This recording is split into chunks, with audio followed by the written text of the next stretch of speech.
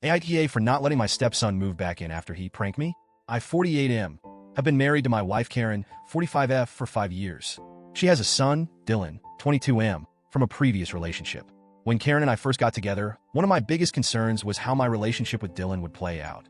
At the time, he was 17 and in high school, and let's just say he wasn't thrilled about his mom remarrying. It wasn't easy in the beginning. Dylan wasn't outright rude or mean, but he was distant. He'd roll his eyes when I tried to bond with him, would respond in one-word answers if I asked about his day, and would always find an excuse to leave the room when it was just the two of us. I understood. His dad wasn't in the picture much, and he probably felt like I was trying to replace him.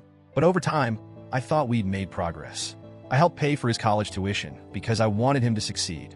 Karen and I even went without vacations for a couple of years so we could save up enough to support him through school. I never made a big deal about it because, to me, that's what family does. When Dylan graduated this past spring, Karen and I were proud of him. He didn't have a job lined up yet, but that's pretty common for new grads these days. Karen and I agreed that he could move back in with us while he job hunted. We figured it'd be a few months tops. At first, things were fine. Dylan was mostly respectful. He kept to himself, but would join us for dinner sometimes. I didn't mind having him around, though I'll admit I was looking forward to getting the house back to ourselves eventually. Then about a month in, Dylan started hanging out with this new group of friends. I don't know much about them except for what he's told us, but apparently they're into pranks. Harmless fun, right? Or so I thought. At first, it was small stuff. He'd jump out from behind a door to scare me or put plastic wrap over the toilet seat. Annoying, sure, but I brushed it off. I even laughed once or twice because I figured he was just trying to have fun. But then the pranks started escalating. One night, he replaced the milk in the fridge with some weird green liquid that looked like sludge. I didn't realize until I'd poured it into my coffee. When I confronted him, he burst out laughing and said, "Relax, it's food coloring. It's funny." Another time, he filled the hallway with dozens of balloons.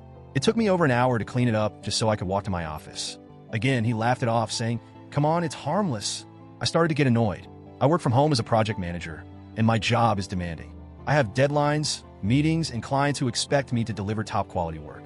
I told Dylan that while I appreciated his sense of humor, I needed him to be more mindful of my space and time. He said he understood, but I could tell he wasn't taking me seriously. Then came the prank. 2 weeks ago, Karen went out of town to visit her sister for a long weekend. It was just me and Dylan at home. I had a massive presentation scheduled for Monday morning, a project I'd been working on for weeks. It was one of those make-or-break moments for my career, and I was determined to nail it. Monday morning, I woke up early, had my coffee, and went to my home office to do some final prep.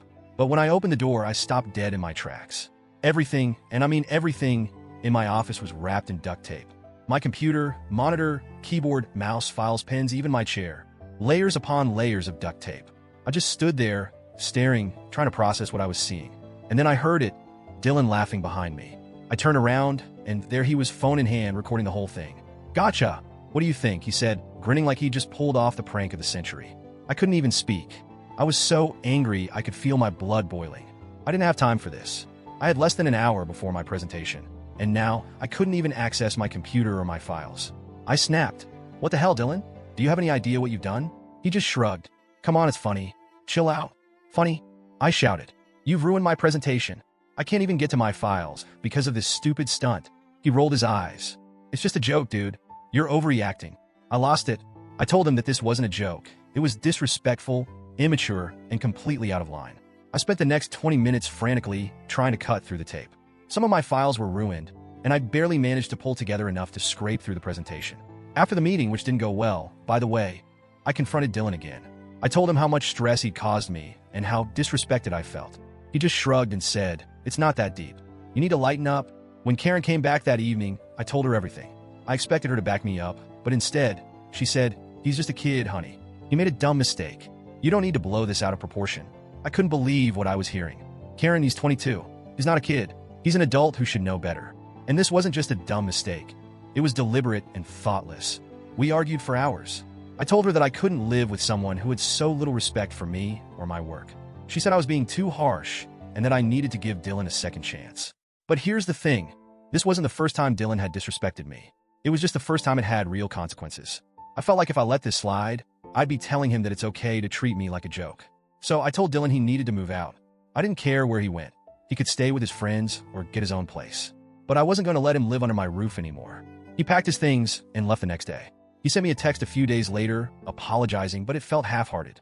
Like he was only saying sorry because Karen told him to. I replied, I appreciate the apology, but I still think it's best for you to stay somewhere else. Now, Karen is furious with me. She says I'm overreacting, that I'm putting my pride above family, and that I'm driving a wedge between her and her son. I try to explain that this isn't about pride, it's about respect. But she doesn't see it that way. I'm starting to wonder if I'm the problem here.